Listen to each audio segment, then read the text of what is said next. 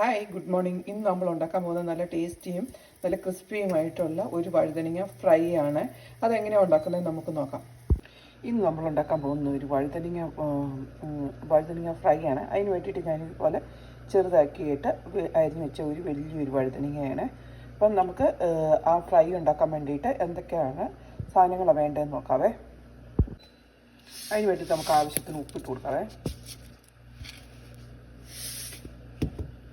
നമ്മൾ ഈ വഴുതനങ്ങയൊക്കെ എടുക്കുമ്പോൾ അത് ഉപ്പിടില്ല. കാരണം എന്താണെന്ന് ചോദിച്ചു കഴിഞ്ഞാൽ ഈ വഴുതനങ്ങ ഈ സ്പോഞ്ച് പൊഴിക്കുന്നതുകൊണ്ട് പെട്ടെന്ന് അങ്ങ് ആ ഉപ്പൊക്കെ പിടിക്കുന്നതുകൊണ്ട് കുറച്ച് എടുക്കാവുള്ളേ.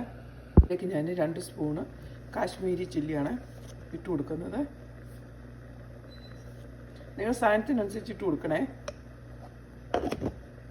1/2 സ്പൂണ് കുരുമുളക് പൊടി ഇട്ട് കൊടുത്തു.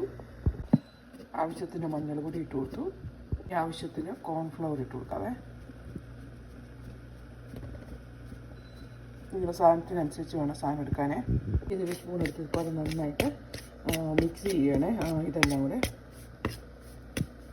ഈ ചെറിയൊരു പുളിയൊക്കെ വേണ്ടവരാണെങ്കിൽ സ്വല്പം നാരങ്ങ നീരും കൂടെ ചേർത്ത് കൊടുക്കാവേ. ഓപ്ഷനാണ്. അതിലേക്ക് സ്വല്പം വെള്ളം ഒഴിച്ച് കൊടുത്ത് ഇളക്കിയെടുക്കാവേ. ഇതുപോലെ എല്ലാം മിക്സ് ചെയ്ത് എടുത്ത് വെച്ചു. ഇനി ഇതുപോലെ ഓരോ വഴുതനങ്ങ എടുത്ത് ഇത് തേച്ച് നമ്മുടെ ഈ മസാലയെല്ലാം നന്നായിട്ട് ഒന്ന് തേച്ച് പിടിപ്പിക്കണേ. ഇതുപോലെ മസാല തേച്ച് പിടിപ്പിച്ച്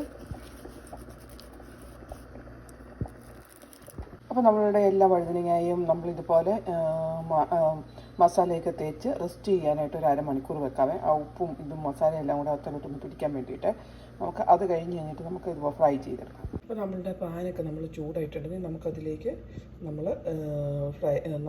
എടുത്ത് വെച്ചേക്കുന്ന വഴുതനങ്ങ ഇട്ട് കൊടുക്കാവേ. അപ്പോൾ അതെല്ലാം പറിക്കുക. അത് കഴിഞ്ഞൊന്നും ഒഴിക്കണ്ടാവേ. അത് എണ്ണയുടെ ആവശ്യമില്ല കേട്ടോ. നമ്മളെല്ലാം ഇതുപോലെ ഇട്ട് കൊടുത്തു. നമുക്ക് ഒന്ന് ഒരു സൈഡ് ഫ്രൈ ആവുന്ന വരെ വെയിറ്റ് ചെയ്യാവേ. അപ്പോൾ നമ്മളുടെ ഒരു സൈഡ് നന്നായിട്ട് മുഴുകിയിട്ടുണ്ട്. അപ്പോൾ നമ്മൾ ഇതുപോലെ എല്ലാം മറിച്ചിട്ട് അപ്പോൾ നമ്മളുടെ നല്ല ടേസ്റ്റി ആയിട്ടുള്ള വഴുതനങ്ങ ഫ്രൈ ഇവിടെ റെഡി ആയിട്ടുണ്ട്. അപ്പോൾ നിങ്ങളെല്ലാവരും ഇതുപോലെ ഉണ്ടാക്കി നോക്കണം. എന്നിട്ട് ഫീഡ്ബാക്ക് അറിയിക്കണം. Thank you for watching.